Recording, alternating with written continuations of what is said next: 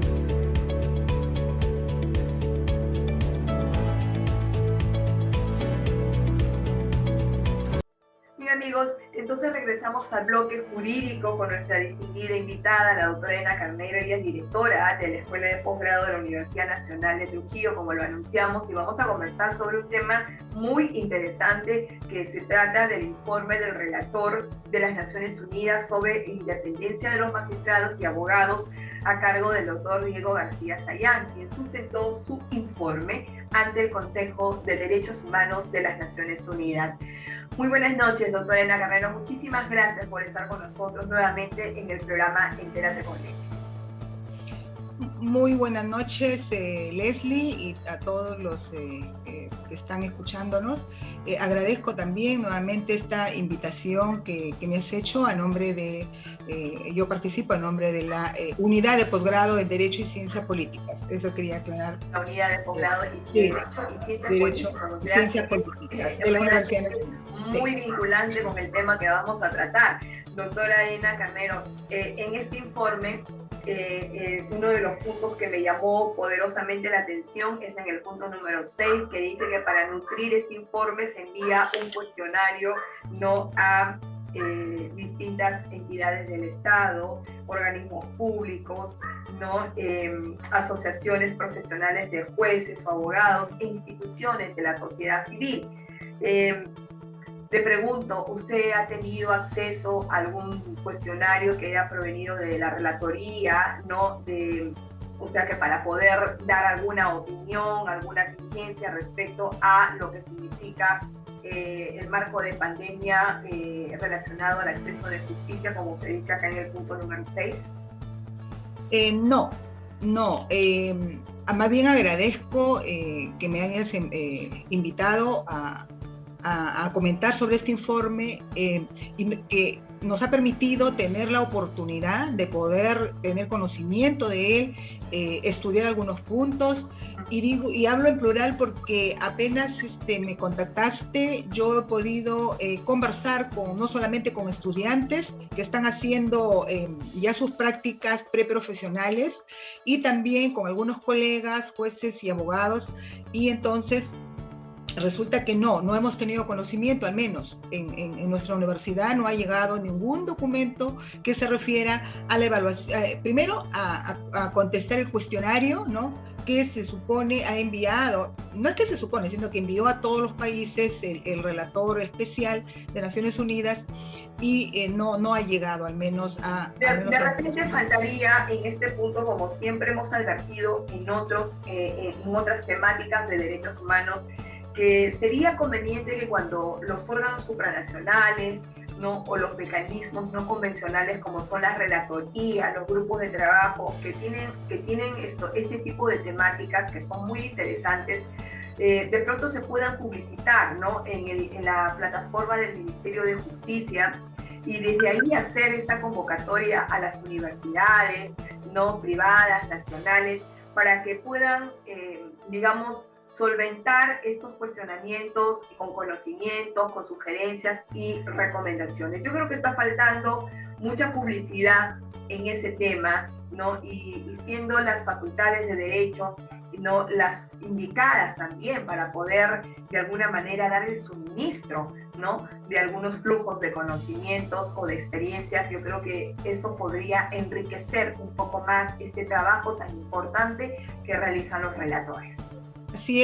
Así es, de acuerdo completamente, Leslie, contigo.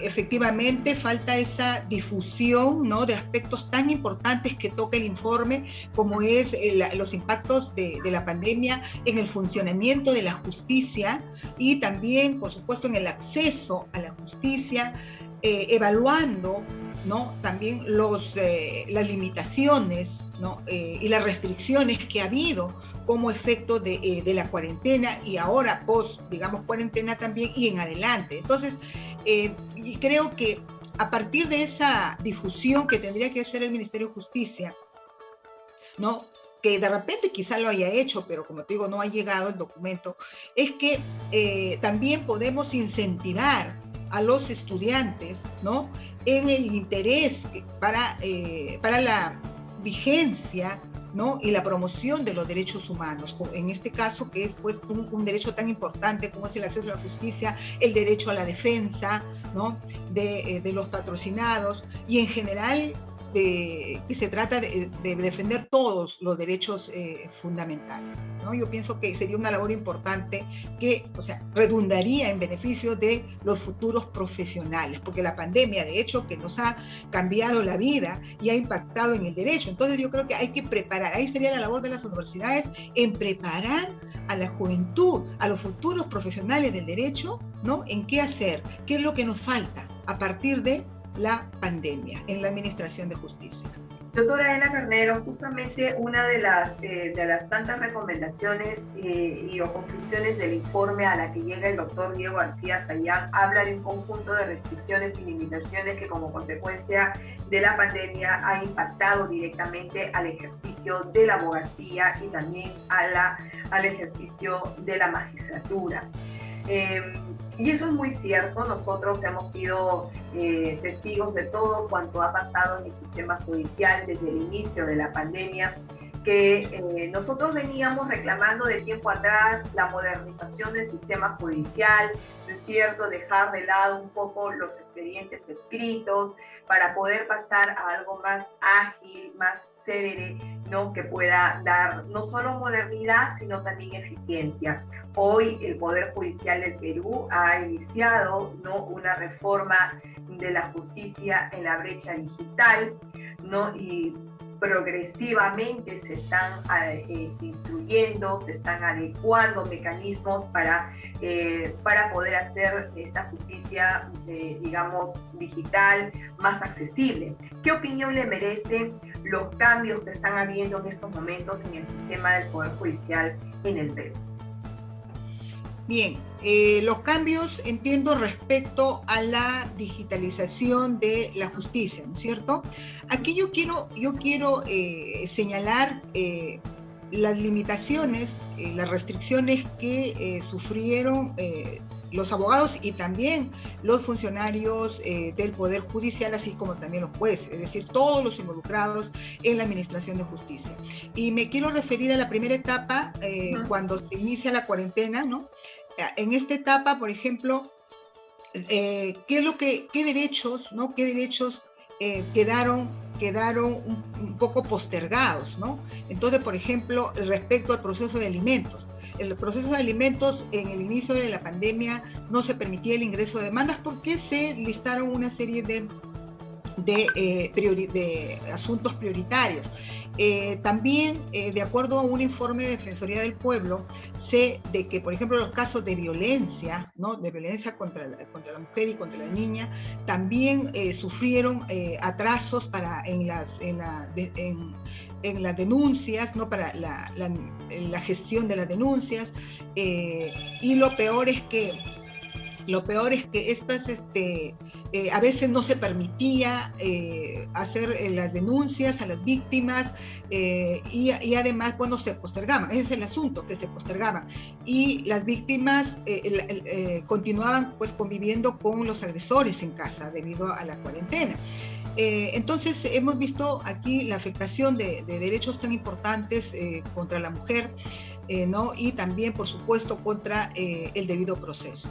Ahora, luego ya esto ha ido cambiando, ¿no? Porque los mismos jueces han tenido que también agenciarse de algunos instrumentos virtuales, han tenido que pensar cómo hacer para que los litigantes tengan acceso a la justicia. Entonces sí ha habido casos en que los jueces han ayudado por una iniciativa propia.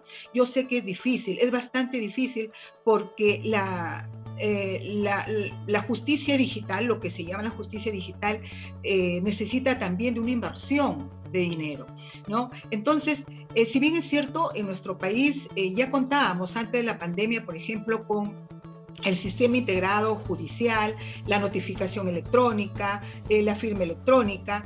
Sin embargo, esto aún no estaba al 100% implementado a nivel de todos los distritos judiciales. Recordemos que en el Perú pues hay zonas de difícil acceso, ¿no?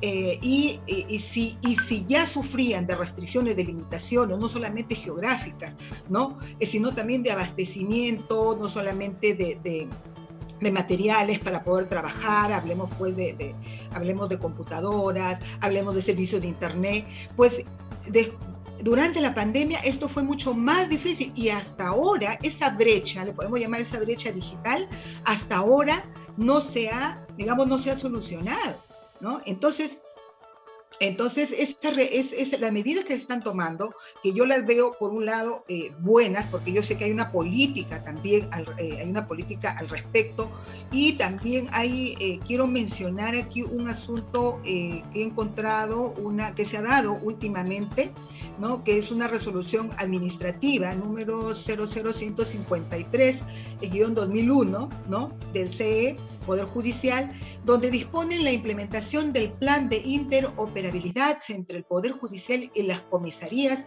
especializadas de familia de la Policía Nacional del Perú en las Cortes Superiores de Justicia a nivel nacional. Entonces, esto es muy importante, ¿no? Esto de la interoperabilidad, porque va a permitir reducir los tiempos, reducir los plazos para que las víctimas, ¿no? Estas víctimas, por ejemplo, de violencia doméstica, puedan tener un acceso mucho más rápido y seguro a la atención de la policía y también de las Cortes Superiores de Justicia. Sin embargo, aquí nos encontramos nuevamente con esa brecha digital, ¿no? O sea, está muy bien esta resolución, está muy bien ese plan de interoperabilidad, o sea, los pasos, estas reformas que está dando el Poder Judicial son pues bienvenidas, pero como repito, se necesita siempre, ¿no? de dinero, ¿no? Para poder implementar estas medidas. Yo creo que para ir cerrando la entrevista, y es muy importante el aporte que usted nos está compartiendo en esta plataforma. Si bien es cierto que también por un lado se están implementando mecanismos tecnológicos como para poder digitalizar el acceso a la justicia, también ha habido un impacto en la redistribución de la carga procesal, ¿no? Porque han estado parados algunos meses por el tema de pandemia en sus inicios, y evidentemente eso ha significado una redistribución de la carga procesal, ¿no? Y que se tenían de repente ya fechas de audiencia, de vistas, ¿no? Se han ya cumplido plazos para presentar recursos impugnatorios.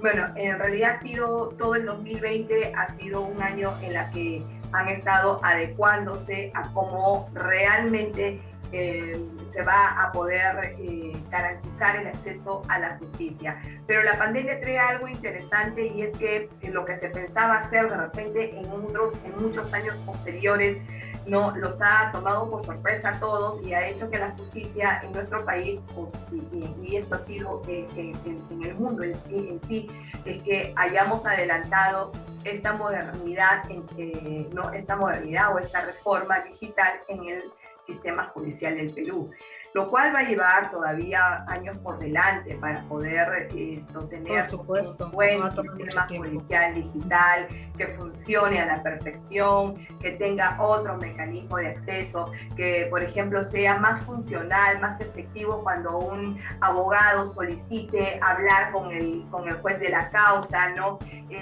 Como se hacía a nivel presencial, ¿no? Como se hacía a nivel presencial, sacábamos nuestra cita y el juez nos escuchaba, ¿no? Valoraba los argumentos y simplemente quedaba expedita para resolver el proceso, resolver el expediente. Bueno, más o menos así tiene que garantizarse también a nivel de la justicia digital, o sea, hacer que estas tecnologías ayuden a acelerar, a ser más eficiente la funcionalidad del sistema, ¿no? Lo que ha sido muy criticado, ¿no? Con el sistema pasado. Doctora Ena Carnero, digamos, a partir de este informe, ¿no? Que usted tiene conocimiento de todas las recomendaciones y o conclusiones a las que llega el relator de Naciones Unidas, ¿qué ha pensado usted en breve hacer en su universidad con su plana docente, con su plana de alumnos, ¿no? Porque esto es un informe que merece ser socializado. Por supuesto, sí. Muchas gracias por la pregunta. Como te estaba comentando antes de nuestra entrevista, este informe ha dado lugar a que yo pueda conversar no solamente con mis alumnos, sino con colegas los cuales se han interesado en este informe, les he pasado el informe, y a partir de ello yo pienso implementar un semillero, ¿no? Un semillero con los estudiantes de investigación justamente en este tema de los impactos de la pandemia en el funcionamiento del Poder Judicial, ¿no? Eso quiero hacer. Voy a presentar este proyecto a mis alumnos, y además porque yo tengo un grupo de estudiantes que se interesan mucho por el derecho internacional de los derechos humanos. Entonces, lo que estoy diciendo no va a caer digamos, no va a ser en vano, ¿no? No va a caer en saco roto. Yo estoy segura que los estudiantes desde ya, porque he conversado con algunos de ellos, están prestos a involucrarse en el estudio de estos temas. Y no solamente hablo de los estudiantes que están ahora haciendo prácticas, sino también hablo de ex estudiantes, que eso es lo más, creo, interesante, porque estoy hablando de personas ya profesionales que han egresado a nuestra facultad y con los cuales yo también he conversado. Les he pasado el informe y hay algunos que ya están, me dicen, haciendo, justamente se ha coincidido también con uno de ellos en que está haciendo una investigación al respecto, y le ha parecido maravilloso conocer este informe para poder continuar con la investigación. Entonces estamos hablando de impactos también de este informe, ¿no? Olvidémonos ya, creo, de que si el cuestionario llegó o no llegó, lo más importante es que ya lo tenemos y que hay personas, estudiantes, profesionales del derecho que quieren aportar, ¿no? Quieren aportar a esas restricciones, a esas limitaciones en las que todavía nos vemos nosotros envueltos. Antes de culminar, Leslie, yo quería señalar que no solamente se trata de la digitalización de la justicia, lo cual pues sabemos que no se ha llegado a implementar y que necesita mucho tiempo y también recursos económicos. Yo quería también incidir en la falta de capacidad, en la necesidad de la capacitación de todo el Poder Judicial, no solamente de jueces, ¿no? de los funcionarios, de los servidores, sino también en general de los estudiantes, de los abogados, y esto es bastante necesario. Nada más un ejemplo, ¿no? Muchos abogados litigantes no pueden tener acceso a, por ejemplo, la mesa de partes virtual. ¿Por qué? No solamente estamos hablando acá de la falta de implementos, por ejemplo, de una computadora buena, sino también de que a veces el software se dice que digamos, se carga y a veces no les deja, no les reconoce los documentos que pretenden ingresar, o tienen que esperar varias horas. Y otro es que hay abogados inclusive de mediana edad o jóvenes que tampoco, o sea, no conocen, no saben cómo acceder, ¿no?, a esta mesa de partes digital. Entonces, por ahí también tenemos un gran desafío, la capacitación digital, porque es muy diferente, como tú mismo lo has indicado. Incluso, doctora Ena Carnero, introducir ahora en los cursos, ¿no?, de formación en la Facultad de Derecho, introducir ahora en la malla curricular, introducir ahora es un curso especial, debe haber un curso ahora especial que conlleve a todas estas nociones, ¿no?, tecnológicas que viene introduciendo el sistema judicial, ¿no? Porque eso va a ser realmente importante, ¿no? La futura generación que va a salir ya después, post pandemia, futuros abogados y abogadas, ya van a tener que salir con esa formación, ¿no?, de cómo armar un expediente electrónico, cómo presentar, o sea, hacer toda una demostración, ¿no?, digital del sistema. Es que eso, perdón, Leslie, eso es lo más difícil, el expediente electrónico. Eso es lo más difícil y ese es uno de los retos que tiene el Poder Judicial en estos momentos. ¿No? Porque aparte de costoso, hay que capacitarse y hay que comprar pues un buen software, ¿no?, para una buena plataforma para poder Sé que hay varios cursos, yo he seguido uno de ellos y con esto cerramos la entrevista, ha sido el curso de preparación para abogados litigantes, ¿no?, en el digamos, en el proceso civil, ¿no? Porque la oralidad, por ejemplo, en el proceso civil todavía no estaba implementada, hoy sí, ¿no? Estaba implementada en el ámbito penal, pero no en el ámbito civil. Entonces, el año pasado me inscribí en uno de estos cursos de litigación oral en el proceso civil. Ha sido realmente interesante, pero considero de que estos cursos sí se están replicando, pero tienen que, digamos, llegar a profundidad. Yo pienso que las universidades hoy en día son las pioneras, son las que tienen esa responsabilidad de formar, no futuras generaciones, pero ya teniendo en consideración todo lo que viene pasando últimamente en el sistema judicial desde el punto de vista de la tecnología. Completamente de acuerdo, Leslie, completamente de acuerdo. Lo vamos a tener en cuenta también ese curso que nos estás indicando. Muchísimas gracias, doctora Edna Carnero, por esta entrevista, por los aportes que ha dado el informe y sobre todo por la valiosa iniciativa de poder, con sus semilleros, con sus docentes, con su plana de estudiantes, hacer un seguimiento a toda esta actuación de órganos supranacionales, del derecho internacional de los derechos humanos, porque yo creo que esa es la labor que nos compete a docentes y a las universidades. Muchas gracias, Leslie, por la invitación y también felicitaciones por tu programa. Muchísimas gracias, doctora. La vamos a tener en otra oportunidad. Ha sido con nosotros la doctora Edna Carnero, directora de la unidad de posgrado de la Universidad Nacional de Trujillo. Muchísimas gracias por acompañarnos esta noche en el bloque jurídico. Buenas noches.